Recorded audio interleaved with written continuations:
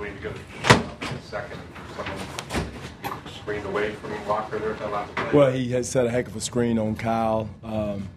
We knew they were going to either go to Walker or to Jefferson, and he got away from him and just needed that much. JV switched out on him. It was a little late. Again, in those situations, you got to be precise. You got to be attention to detail, down the stance, ready to play. And the kid made a tough shot over a 7-footer. So, again, it always looks like it's the last play, but it's a lot of little things that led up to that. Non-rotations, lost in rotations, and a couple of big plays that gave them three-point plays and layups that normally we don't flub up. You went, I think, your first 6 possessions of overtime without a basket again.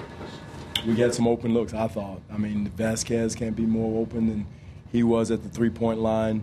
DeMar had some open looks. And like I told the team, they've got to continue to take those looks. We'll take those. We were making them in the Chicago game. We were making them in the Philly game, so why not keep taking? You got to take those shots with confidence and knock them down.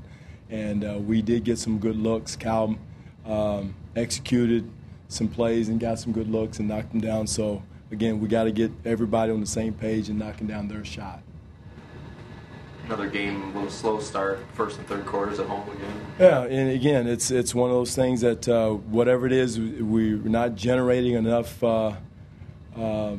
focus or whatever it is. We have far more focus on the road than we do at home, and that is a concern. I talked to the team about it today. We got great fans, great crowd, warm building, hot building, so there's no reason that we can't come out with that type of fire and intensity and don't wait till you get hit in the mouth and punched in the mouth before we turn it on.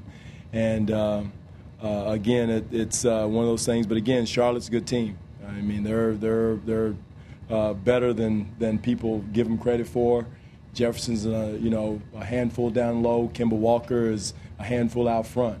So those two guys, we had to trap and double-team those guys and try to get out of the hands, which causes problems. But again, that wasn't our A game that we brought tonight in spots, but not the entire 48. They went to Jefferson a lot on the block against Jonas. How would you evaluate how Jonas looked? Well, we were mixing up. I mean, we had to mix it up. We was trying to let him guard him one-on-one, tried to live with the tough twos instead of because it's just difficult to double-team a guy for 48 minutes. We did a decent job, but we had a couple of mix-ups on rotations. They gave up McRoberts on a layup that we normally don't make and left Tolliver. We didn't leave him open. We were late rotating to him for a 3. But Jonas he did as much as he could with Jefferson. Jefferson's one of the most potent low-post scorers in the league. But, again, for him to learn those guys he's going to have to guard. And, I thought he fought and battled him and used his height as much as he could. And I thought Jonas did a good job on the other end, taking it to him in the paint and scoring on him. But, again, it's a learning experience for him. He's got those guys he's going to see the rest of his career. How important was it to see some of those plays from Kyle and Amir down the stretch, both with 5 fouls? Huge. Yeah, there was big time. I mean, Kyle hit the big play. We drew up a play for him to get us to overtime. He converted it. Those are the big plays we got to make in crunch time like that. He did that. He got us into some drag screens without having to call a timeout. At the end of the game, he and Grievous, I thought that combination was good. So Kyle's playing at a very high level. Believe me, you look at the stat sheet, Walker had 29, but, Kyle did a heck of a job of running our team and running our show.